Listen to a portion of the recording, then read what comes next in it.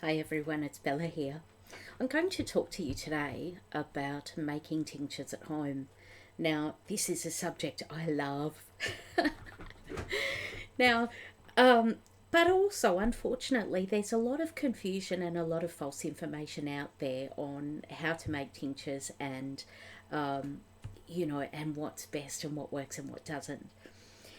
And it's not that it's complex. It is actually quite straightforward and simple, but there are a few little tricks that you need to know to get the best out of your tinctures.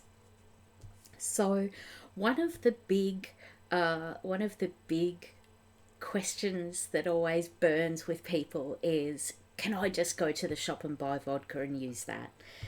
And everyone's like, yeah, sure, go for it. Just, use whatever you want as long as it's got alcohol. Get the highest one you can. And it's like, no.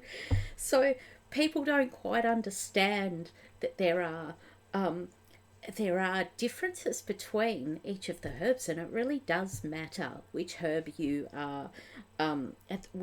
wanting to extract as to what percentage alcohol you use. So what I'm going to do is very quickly just run through a few of the basic constituents to give you an understanding of how different the optimum alcohol level is. So for mucilages, we have 15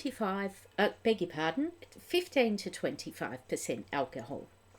So that's actually quite low, much lower than vodka. Saponins, you've got 20 to 60%. Bitters, 25 to 45%, glycosides 25 to 60%, tannins are also 25 to 60%. You've got essential oils at least 45%, and then you have resins at 90% alcohol. Now, we're not talking proof, we are talking alcohol volume. So, just resins, very high. So, just quickly, I'll show you. I actually got that information from this book here, which is actually my go-to favorite herbal manufacturing book by Adams and Tan. So I recommend this book. It's actually really good. So as you can see, there's a really massive range. And what do you do with that? And if you've got, say, for example, you're like, great, I've got a whole bunch of mullein. How do I tincture it? So you don't know with this information what is the best alcohol volume to use to tincture your mullein. So basically, every single herb has a combination of constituents in it. No herb has just one, or not that I'm aware of. So what they've done over time is they've worked out what is the alcohol volume that will extract the most amount of constituents for each herb, and then they've gone and given it its optimum percentage.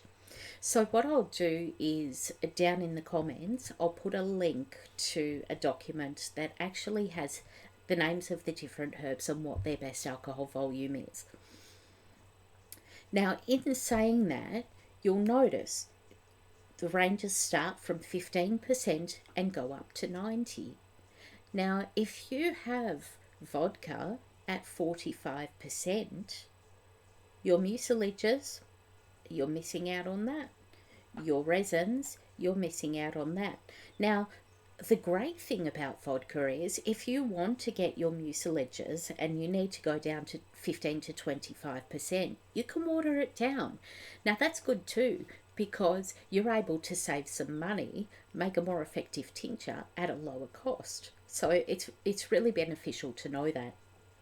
Now, obviously, with the resins up at 90%, your vodka is not going to be able to get that, and it's unfortunate. But having said that, calendula, for example, is one of the tinctures where often a 90% tincture is made because the resins are important. However, calendula also has flavonoids, and the flavonoids are down at around the 40% mark. So it doesn't mean that you can't tincture your calendula, you will just be accessing different properties from it. So, in short, If you want to use vodka, you are going to get most of what you're after. And at a mid range of alcohol, it is actually a very beneficial medium to use.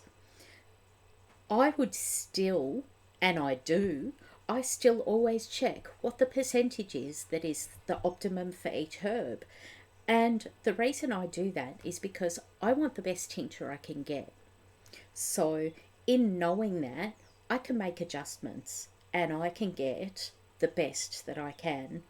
And you can do that too. Even if you've only got vodka, you can still get as close as you can to the level that is required. Now, as I said, you may miss some constituents. If you've got a constituent there that is within the range, you don't have to be at the upper end of that range either.